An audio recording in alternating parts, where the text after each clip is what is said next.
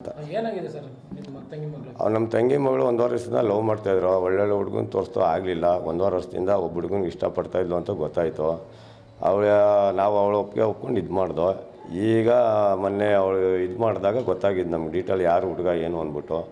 ಸರಿ ಆಯಿತು ಅಂದ್ಬಿಟ್ಟು ನಾವು ಎಲ್ಲ ಕೇಳ್ಕೊಂಡು ಸ್ಟೇಷನಲ್ಲೂ ಅವ್ರು ಒಪ್ಕೊಳ್ಳಿಲ್ಲ. ಅವರೆಲ್ಲ 4-5 ಜನ ಬಂದು ಅಲ್ಲೇ ಮಾಡೋಕ್ಕೂ ಬಂದಿದ್ದರು ಕೋಡಹಳ್ಳಿ ಸ್ಟೇಷನಲ್ಲಿ. ಆಮೇಲೆ ಬಂದ್ಬಿಟ್ಟು ನಾವು ಇಲ್ಲಿ ರಾಮನಗರ ಸ್ಟೇಷನ್ಗೆ ಬಂದ್ವಿ. ರಾಮನಗರ ಸ್ಟೇಷನಲ್ಲಿ ಅವರು ಒಪ್ಕೊಳ್ಳಿ ಅಂದ್ಬಿಟ್ಟು ಸ್ವಲ್ಪ ಟೈಮ್ ಕೊಟ್ಟರು. ಮೇಡಮ್ಮು ತುಂಬ ಟೈಮ್ ಕೊಟ್ಟರು, ಇದು ಮಾಡಿದ್ರು. ಆಮೇಲೆ ಇದು ಮಾಡಿ ನಾವು ತಿರ್ಗಾಡಿಸ್ದಾಗ ನೀನೇ ಹೋಗಿ ಬಾ ಹೋಗಮ್ಮ, ಬೆಳಗ್ಗೆ ಬಂದರೆ ಸಾಯಂಕಾಲ ಹೋಗ್ಬೇಕಾಗ್ತಾಯಿತ್ತು. ಸರಿ ಆಯಿತು ಹೋಗಿ ಬಾಮ್ಮ ಅಂತ ನಾವು ಹೇಳ್ದೋ.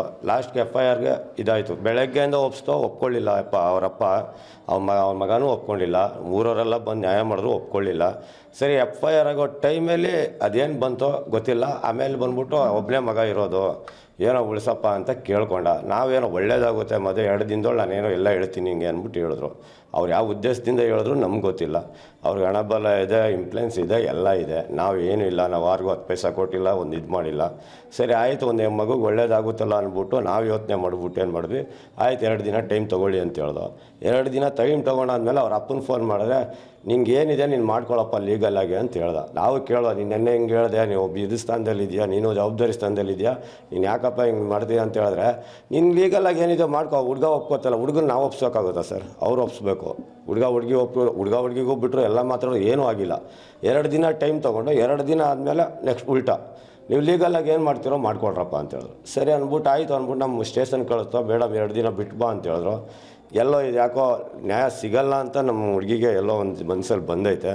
ಇನ್ನು ಇದರಿಂದ ಈಗ ಆ ಹುಡುಗಿ ಲವ್ ಮಾಡಿಬಿಟ್ಬಿಟ್ಟಿದ್ರೆ ಆ ಹುಡುಗಿ ಯಾರನ್ನೋ ಮದುವೆ ಹಾಕ್ಕೊಂಡು ಇಟ್ಬಿಡ್ಬೋದಿತ್ತು. ಅವನ್ನೆಲ್ಲ ಥರ ಯೂಸ್ ಮಾಡಿ ಎಲ್ಲೆಲ್ಲಿ ಹೋಗವನು ಎಲ್ಲ FIRಲ್ಲಿ ಇದೆ.